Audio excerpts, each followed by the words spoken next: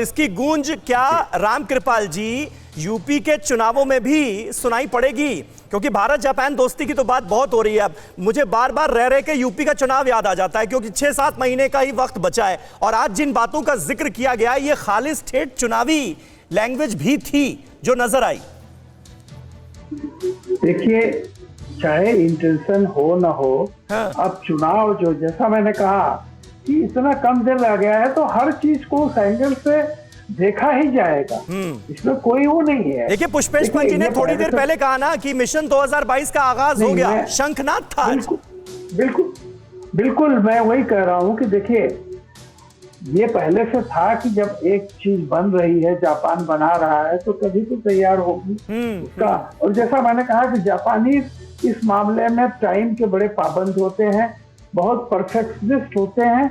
तो ये ऐसा नहीं है कि अचानक यूपी के चुनाव के नाते ये कार्यक्रम रखा गया है, ये होना ही था, रखा गया है। लेकिन जो मोदी जी ने संबोधन किया है वो कई तरह के पॉलिटिकल मैसेज जो अभी तक एक तमाम तरह का मीडिया से लेकर के सब जगह बहुत खुसफुस होती थी, क्या होगा, ऐसा होगा, वैसा होगा।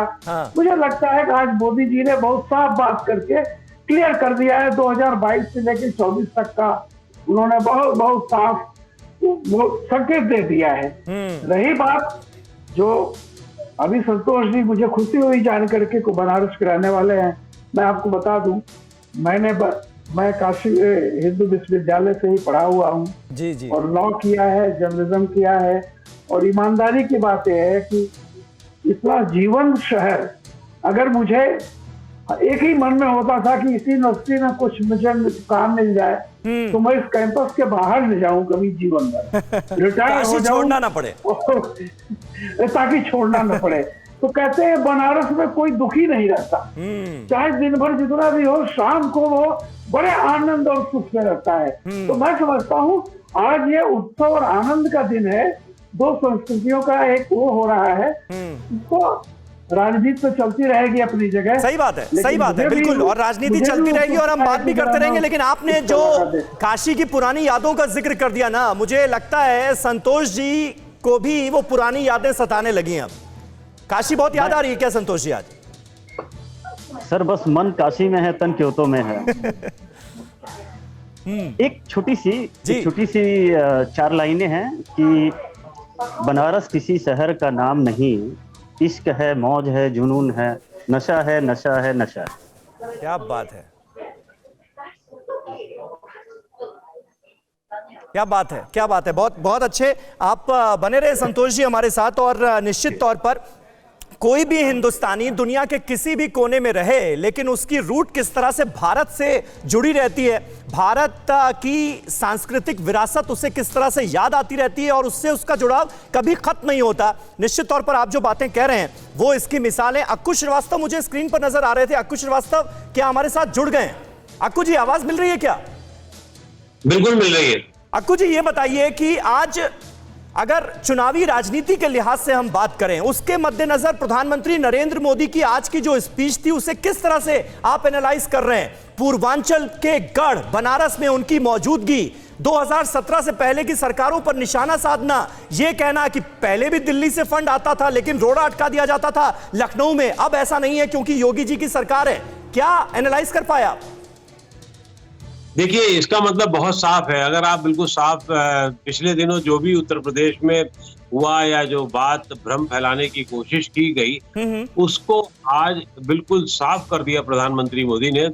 और उन्होंने साफ कह दिया कि योगी जी के ही नेतृत्व में आगे की लड़ाई लड़ी जाएगी। क्यों? क्योंकि उन्होंने ही उत्तर प्रदेश के विकास की बागडोर संभाल रखी है और उसमें प्रधानमंत्री ने अपने तरीके से एक मोहर लगा दी।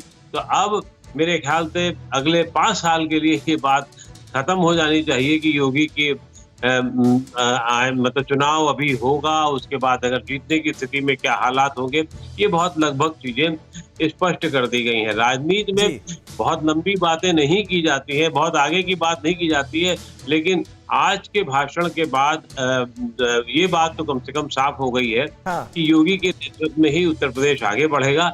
और साथ में जो बनारस को लेकर के है, तय बात है कि चुनाव है तो उसमें समाजवादियों पर हमला और बसपा पर हमला उनका होना ही था। और वो उन्होंने बनारस का, मैं भी थोड़ा बहुत रहने वाला हूँ, वहाँ बहुत सारा काम किया है, बाबा की चरणों में रहा हूँ वहाँ, तो मैं जानता हूँ कि कितना पैसा आता था राष्ट्रीय अंतर्राष्ट्रीय स्तर पर और बहुत बर्बादी होती थी। आज ये नहीं कहा मैं सर्टिफिकेट देने की स्थिति में हूँ कि पूरा पैसा लग ही जा रहा है जो भी आ रहा है, लेकिन उसके बाद भी बहुत सारा पैसा लगता हुआ कम से कम दिख रहा है, ये कहा जा सकता है। ठीक है, ठीक है, ठीक है। ये एक अहम बात आप कह रहे हैं अंकुश श्रीवास्तव जी कि अब कम से कम काशी बदलती हुई नजर आ रही है। जहां तक का विकास के तमाम दावों का जिक्र होता था, बातों का जिक्र होता था, वो अमल में आता हुआ नजर आ रहा है, दिख रहा है। ये अपने आप में एक बड़ा बदलाव है। लेकिन प्रधानमंत्री नरेंद्र मोदी ने जो आज बातें कही हैं, उनके मायने क्या हैं, इस पर तफसील से हम चर्चा करते रहेंगे। और रुद्राक्ष कन्वेंशन सेंटर बस थोड़ी देर में प्रधानमंत्री नरेंद्र मोदी पहुंचने वाले हैं। अड़ी सोमवार से शुक्रवार शाम 6 बजे सिर्फ TV9 भारतवर्ष पर।